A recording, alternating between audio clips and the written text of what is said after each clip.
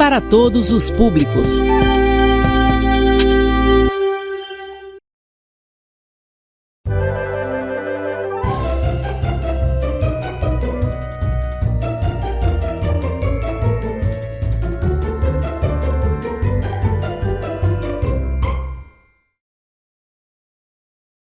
Olá pessoal, tudo bem? Estamos começando mais um Escola em Minha Casa, Projeto de Vidas. Eu sou o professor Will Soares, vamos trabalhar com ciências. Hoje vamos falar sobre o planeta Terra, então é 6º e 7º anos.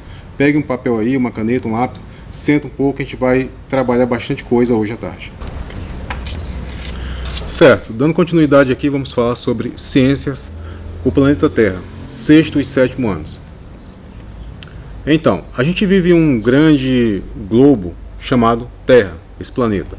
E ele está subdividido em algumas partes. A gente vê aqui 5 partes. Vamos falar delas e mais alguns fenômenos que acontecem durante esse processo. Temos aqui no centro algo chamado de núcleo. Logo em seguida, vou marcar para vocês verificarem, essa região aqui, onde eu estou marcando aqui, esse amarelo mais claro, chamado de centro interno. E nós temos um pouco acima aqui, já ficando um pouco mais escuro, esta região onde eu estou marcando, vocês podem verificar, é chamado de núcleo externo.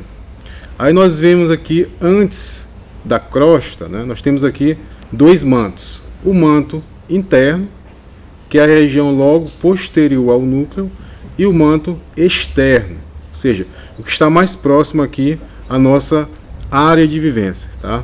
A crosta terrestre. Então, vamos começar a falar do núcleo, né? O núcleo, pessoal, se vocês observarem, o núcleo é formado por ferro, tá? Esse ferro que a gente conhece. A diferença é que ele está no estado líquido, ou seja, você consegue derramar, só que é muito quente, né, para estar nesse estado. Então, o núcleo, como você observa aqui, ó, o núcleo é a porção central do nosso planeta. Ele tem cerca de 3.400 quilômetros de espessura, então é algo bem extenso. Você tem uma ideia do que é um quilômetro, são 1.000 metros, então você multiplica aí por 3.400. Essa vai ser a espessura do núcleo. E nós temos aqui, como verificamos anteriormente, a subdivisão aqui, parte interna e parte externa, certo? Tem uma observação que eu quero fazer com vocês aqui embaixo, ó. A ciência que estuda a evolução da Terra é chamada de geologia. Então a gente tem aí que a Terra tem 4,5 bilhões de anos, ou seja, é uma estimativa, né, da idade do nosso planeta. Em seguida, a gente vai falar do manto, né? O manto é o que aparece logo em sequência, ou seja, posterior ao núcleo. Nós temos aqui o manto, ele pode ser aqui pastoso, fervente e em constante movimento. Essas são características interessantes sobre o manto, tá? Um ponto importante aqui no manto é a espessura aqui, ó. A gente viu que o núcleo tinha lá 3.400 quilômetros de espessura, já o manto é um pouco menor, 2.900. Tá?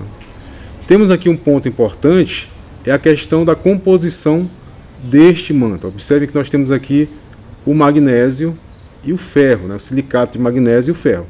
Então são minerais, vocês vão estar estudando isso depois, mas o ferro vocês conhecem bem, né? Esse ferro que você vê aí em casa, na rua, é a mesma composição, tá?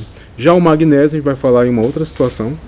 O magnésio, ele não é visível assim facilmente, né? Como a gente verifica o ferro, então vocês têm mais facilidade de entender a questão do ferro. Um ponto importante aqui é o magma e o núcleo. Então, quando eu falo aqui em magma, eu vou mostrar uma imagem para vocês já em sequência, mas esta larva central, ou seja, esse líquido que está em movimento no centro da Terra, é chamado de magma, tá? Aqui, magma. Magma e núcleo externo estão em constante movimento. É um ponto importante aqui falar neste movimento, porque mais no final eu vou falar em algumas situações que ocorrem em nosso planeta. Quais são elas? Terremotos, tsunamis e vulcões. Vou tratar dessas 3, tá? A gente vai discutir essas três ocorrências. Falar aqui da crosta. O que é crosta, né? Pessoal, crosta, também chamada de litosfera, é a parte superficial da Terra, ou seja, é onde a gente vive, é onde você mora, onde você planta, onde você colhe, onde você corre. É chamado de crosta terrestre ou litosfera, tá? Camada superficial. Então, falou em crosta, você pensa logo no local que você está morando, que você viaja, que você passeia e etc. Tem um ponto importante aqui. A crosta terrestre começa logo acima do manto e também é chamada de litosfera. Como eu falei aqui, ó, litosfera, né? A litosfera ela vai compor aí a parte dos lagos, essa região da Terra em geral, né? A gente pensa em lito, né? Mas ela compõe toda essa região de vivência aqui dos seres humanos, da vida em geral, não só dos seres humanos, dos animais também. Bem, um ponto importante aqui, observem que a espessura lá do núcleo, que a gente viu que é 3.400 mais ou menos, a espessura posterior ao núcleo, ou seja, do manto, nós temos que é em torno de 2.900 quilômetros. Já a espessura da crosta terrestre é bem menor. Observem aqui, comparada com o manto e com o núcleo, você observa que é o quê? 10 a 70 quilômetros. Ou seja, comparando com núcleo e manto, você observa que esta espessura aqui já é bem menor. Você pode pensar, bem, então se ela é menor, a gente pode dizer que a gente está em perigo, pode ocorrer um rompimento. Não é tão simples assim, né? Acontecem os rompimentos, acontecem os terremotos, movimentação de placas, os vulcões, mas não necessariamente em função dessa questão de risco ou de perigo, como assim a gente possa pensar. Não, é uma questão natural. Essas ocorrências são naturais. Lembrando que, para atingir o ponto mais profundo da Terra, teríamos que imaginar um percurso de 6.370 quilômetros. Então, é uma distância significativa. Não dá para chegar tão fácil, né? Na verdade, é quase que inviável, porque você teria ali grandes barreiras a serem quebradas, a questão da temperatura, a questão de oxigênio e outros elementos que fariam quase que impossível esta perfuração ao centro da Terra. Tá? Inclusive tem filmes falando sobre isso, vocês podem estar verificando, embora seja ficção científica, obrigado, ficção científica, mas vocês podem estar observando esses filmes porque são interessantes para você poder montar questionamentos, tá? Questionamento a respeito dessa distância de 6.370 quilômetros. Então, os principais elementos químicos que formam a crosta, ou seja, onde a gente vive, né? Sempre que fala em crosta, você vai pensar agora o local que você está vivendo, são, vamos aqui, oxigênio, o silício e o alumínio. Aí você pensa, bem, mas o oxigênio não é um gás? Sim, o oxigênio é um gás. Então quer dizer o quê? Que a parte externa à Terra, ou seja, a parte onde você respira, onde você mergulha também na água, porque também na água tem oxigênio, né? Você tem lá a parte do oxigênio. Nós temos aqui formação da crosta, né? Então esses elementos aqui são os principais, né? São os principais: oxigênio, silício e alumínio.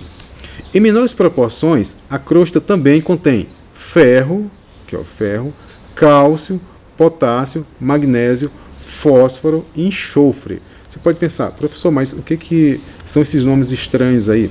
Bem, alguém de vocês deve conhecer, e eu acho que a maioria conhece o que é uma panela de alumínio, né? Você conhece lá uma panela de alumínio. Então, aquele alumínio é um elemento, tá? Você fala em oxigênio, se fala muito hoje em oxigênio.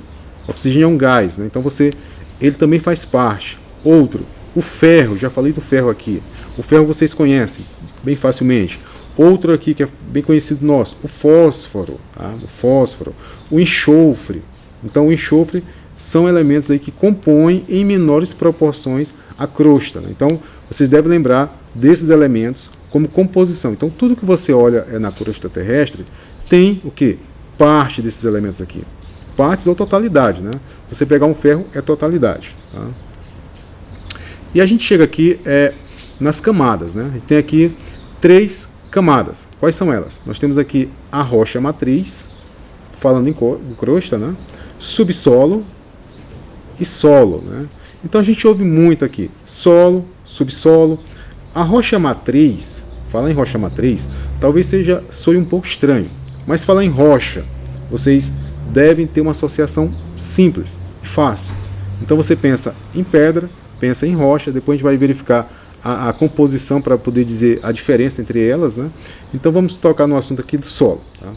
O solo é a parte onde a gente vive, ou seja, você pisa no solo, você planta, você colhe, onde você faz a sua casa. Então temos uma ideia muito simples. Falou em solo, você vai pensar em terra, essa terra aqui superficial.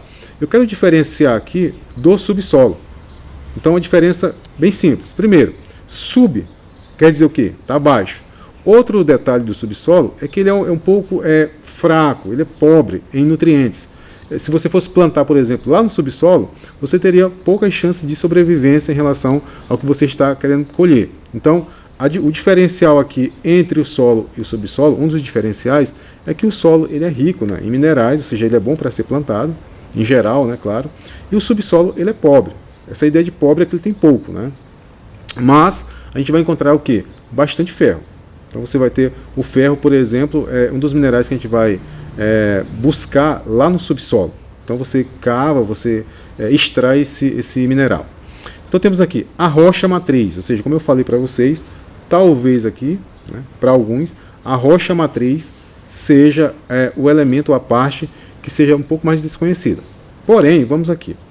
Parte da rocha que deu origem ao subsolo e ao solo. Então quer dizer o quê? Que é uma rocha originária, ou seja, é uma rocha que deu início ao que a gente chama hoje de solo e subsolo. Por isso que é chamada de rocha matriz. Então vamos ficar com essa ideia em mente, tá, pessoal?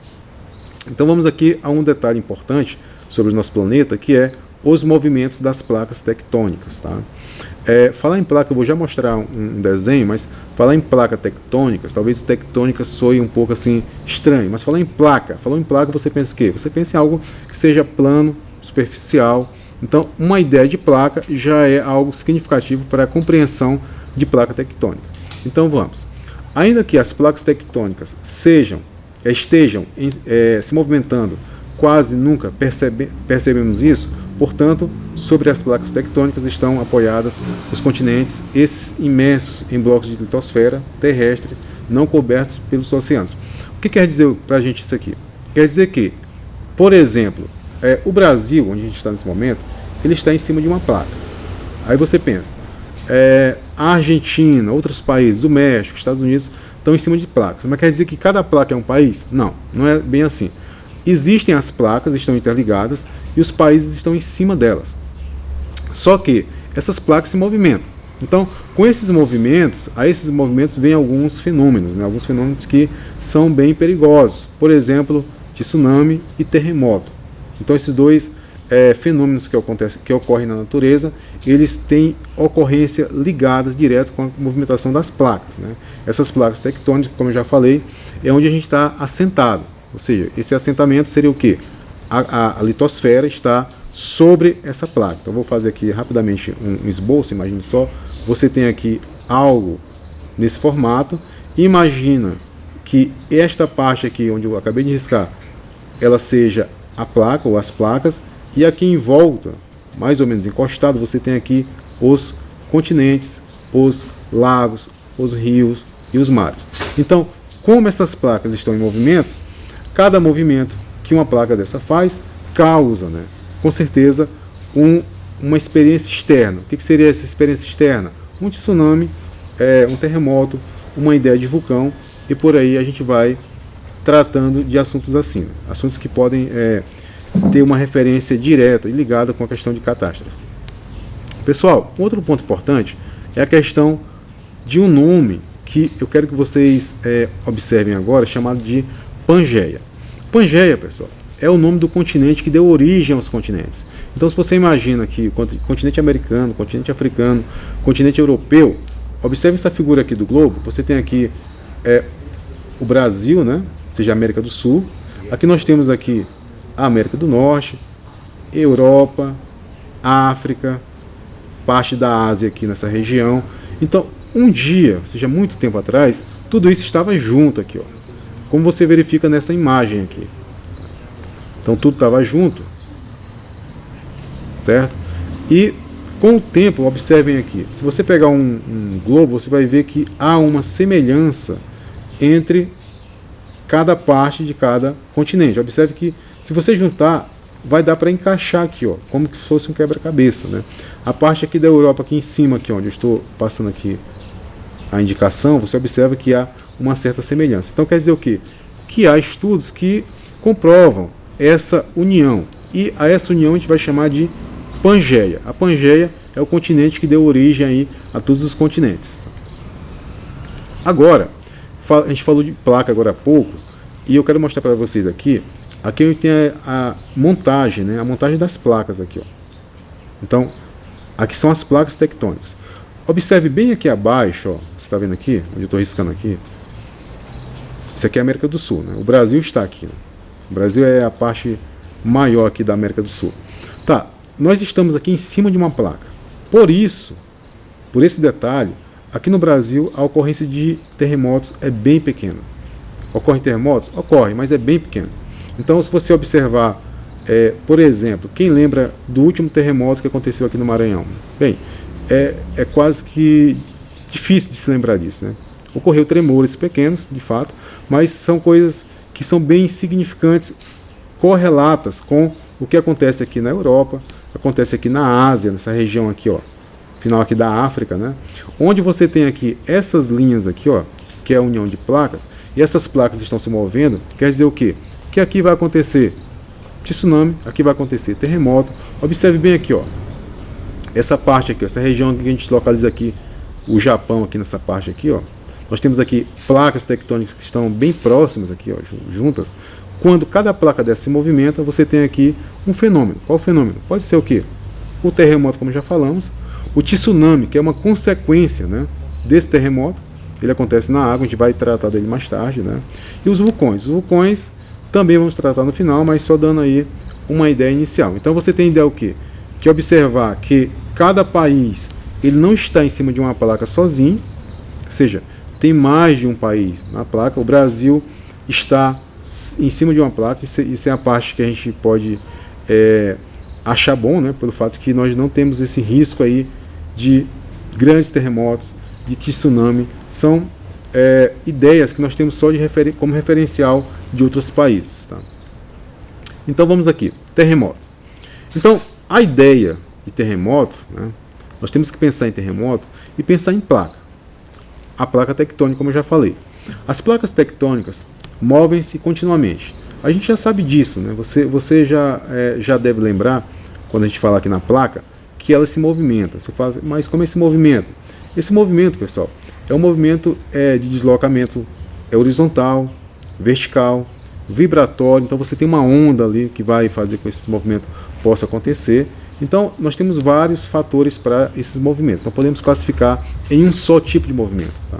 Não seria tão simples assim. Então, de maneira geral, os movimentos das placas são imperceptíveis. Ou seja, você não vai perceber uma placa se movimentando, porque a placa é gigantesca. Né? Então você imagina uma placa muito grande, você em cima dessa placa, você não vai ver quando ela está se movimentando. Por quê? Quase sempre ela está em movimento, pequenos movimentos, que a gente não percebe. Então, às vezes, porém, podemos senti-los. São chamados de sismos. Tá? Então, quando você sente, né, quando você consegue perceber um movimento, esse movimento pequeno é chamado de sismo. Também conhecido como terremotos, né, tremores. Então, quando você percebe esse tipo de situação, um pequeno tremor, um pequeno terremoto, a gente vai chamar de sismo. A crosta terrestre está sujeita a tensões compressivas. Então, quando a gente fala em tensão, o que seria tensão? Imagine só, pegue uma corda, você puxa essa corda, ela vai estar tensionada. É mais visível isso quando você pega uma corda que se deforma, por exemplo, elástico. Você pegar um elástico, esse elástico você vai conseguir verificar as tensões, as compressões. Ou seja, continuamente existem forças comprimindo as rochas da crosta. Então, pessoal, é um ponto importante. Imagine só, você está na sua casa, você tenta abrir a porta, seja por fora ou por dentro, e a esse movimento a gente vai chamar de compressão. Se alguém lá mexer no trinco, você entra de uma vez. Então, na Terra acontece mais ou menos assim. As placas estão empurrando uma a outra, estão sendo seguradas, e a qualquer deslocamento que é feito, vai acontecer esses sismos aqui que a gente falou, os tremores e os terremotos. Tem uma figura aqui, observem só, que parece com linhas, né? Você tem aqui a parte aqui de cima, ó, essa parte aqui de cima, que é a crosta, né, que a gente já falou, e observem essas linhas aqui. As linhas são só referências, né? Elas estão sendo aqui comprimidas. Você tem grandes placas aqui empurrando uma a outra, e este movimento em direções contrárias a gente vai chamar de tensões compressivas. Então, em algum momento, vai haver uma deslocação. Quando deslocar, o que acontece? A gente vai ter o que a gente vai chamar de tremores, os conhecidos sismos. Então, essas tensões se acumulam lentamente. Então, você observa só, imagine só, uma pessoa empurrando uma porta, depois vem mais uma pessoa, 2, 3. Quando chegar a 5 pessoas empurrando uma porta, provavelmente essa porta vai romper, ela vai abrir em algum momento. É o que acontece com as placas tectônicas. Então, vocês devem associar, tem que ter essa ideia, embora aqui em nosso país essa ocorrência seja bem pequena, né, questão de terremotos, mas nós temos que conhecer a partir de outros locais. Essa é a parte boa. O desenho aqui embaixo, observe só, o desenho agora há pouco, ele estava com as linhas retas. E aqui começou a haver uma deformação. Tá? Então, esta compreensão, pessoal, ela vai começar a deformar com o decorrer do tempo. Então, se você imaginar, você começa a aplicar força nessa placa. Não é a gente que aplica.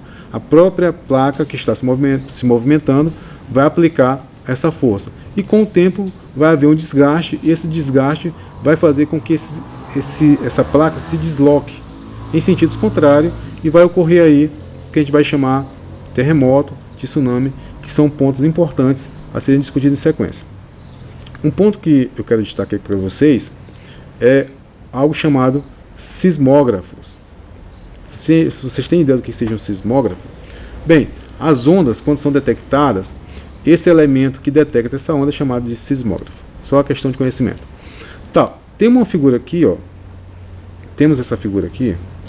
Eu vou só, ela já está marcada, né? Observe, aquelas linhas que estavam bem retas aqui, ó. Nós temos agora aqui um deslocamento aqui, ó. Observe essa região aqui, ó, que está sendo deslocada.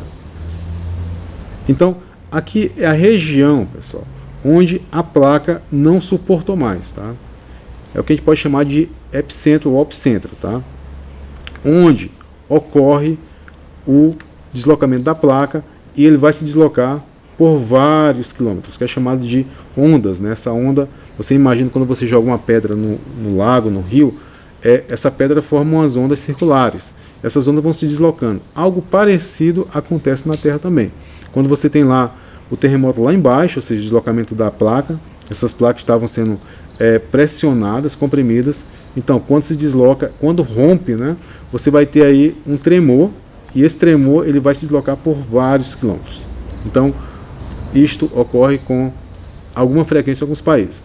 Temos aqui, pessoal, uma situação que aconteceu em um país aqui próximo, chamado de México, né, na década de 80, mais ou menos em 1985, foi um terremoto.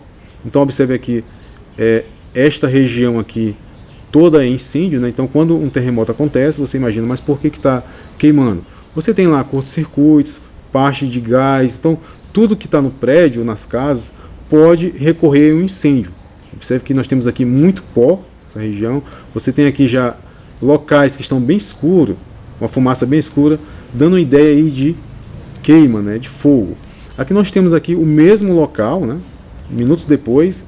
Aqui nós temos aqui, acho que em torno de 2 minutos depois, então é muito rápido, né?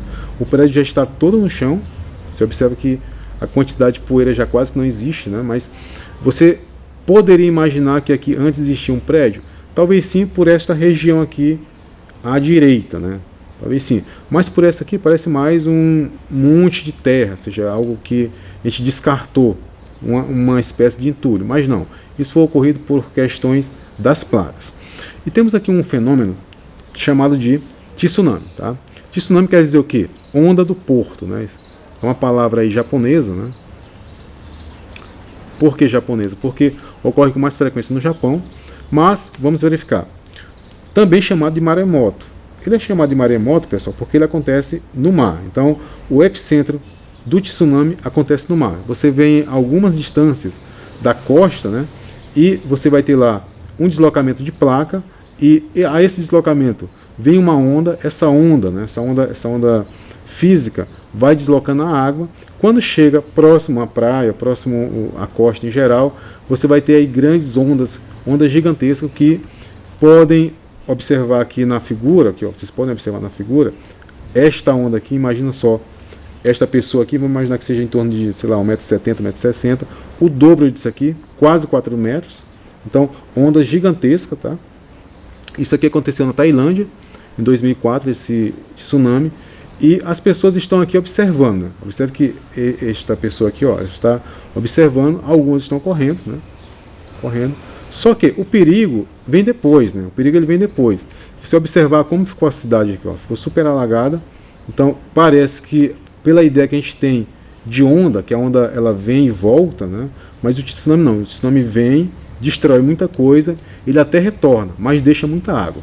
Então aqui a gente teve algo em torno de 70 mil desaparecidos. É muita gente, né? Nessa cidade em 2004 com esse tsunami. Tá. E o último tópico a ser destacado aqui são os vulcões, tá? O vulcão parece ser algo bem natural, algo que ocorre em quase todos os locais. Aqui no Brasil é bem comum vulcão, mas o que eu quero destacar?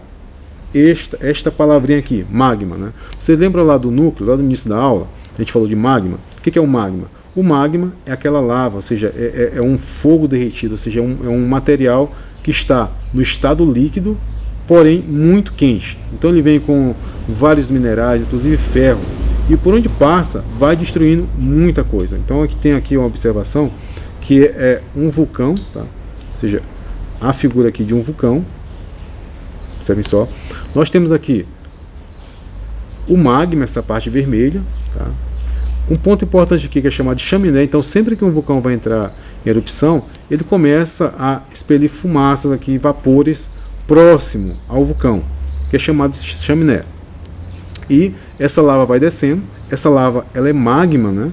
Muito quente essa lava, ela vai destruindo muitas regiões aqui próximas a ele. Então, os vulcões que estão adormecidos, ou seja, que eles estão há muito tempo sem entrar em atividade, eles ficam lá parados e em algum momento eles podem entrar em atividade. Observem aqui, muitas pedras sendo jogadas, né? Então ele não sai facilmente. Então você tem aqui uma área de grande pressão, muito pressionada. Imagine só algo parecido com uma panela de pressão e você puxa aqui a válvula, né? Essa válvula vai fazer o quê? Com que esse ar ele saia em alta velocidade e o que estiver na frente aqui vai levando pedra, árvore, e depois o magma vem em sequência e vem queimando tudo que está em volta do vulcão. Então as partes dos vulcões, nós temos o quê?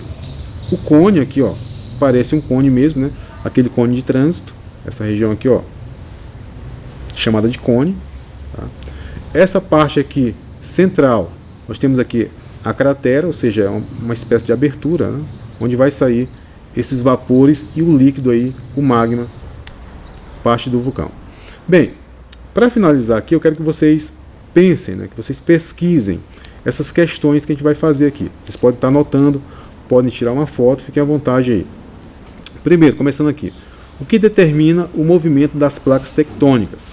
A gente viu aí isso no início da aula, né? Então você vai anotar, pesquisar, se você já sabe, responde. Se você lembra, já responde direto no caderno. Se não, pesquise, né? Depois, o que são as placas tectônicas? O que elas sustentam sobre si? Falamos disso também. Então vocês devem lembrar disso. Caso não lembre, façam a pesquisa. Penúltima pergunta. Onde começa a crosta terrestre? Qual o outro nome que ela recebe? Bem, isso aqui eu falei mais de 3 vezes lá no início da aula. Então vocês tentem lembrar. Caso não lembre, vai para a pesquisa, tá? E para finalizar, quais as características do núcleo da Terra? Falamos disso também. Então tem algumas características do núcleo da Terra, questão de espessura, temperatura, qual é a composição do núcleo. Então disso aqui vocês devem lembrar de alguma coisa. Caso não lembre, vocês podem estar fazendo a pesquisa. Então, pessoal, a gente chega ao final da aula, tá? Aqui nós temos as referências. Eu agradeço a vocês por terem estado até aqui. É importante essas observações. Vocês têm um livro aí, o livro do 7º ano de vocês, 6º, 7º ano. Podem estar fazendo a pesquisa, podem usar a internet, podem usar o canal do YouTube também para estar verificando isso. Então, todo esse conteúdo que foi dado é um conteúdo aí introdutório para a gente dar início a esse estudo, tá, pessoal? Então, é importante que vocês prestem atenção, anotem tudo no caderno, anotem no papel em branco. O importante é que vocês tenham as anotações para que vocês possam solidificar esse conhecimento. Então, muito obrigado e até a próxima.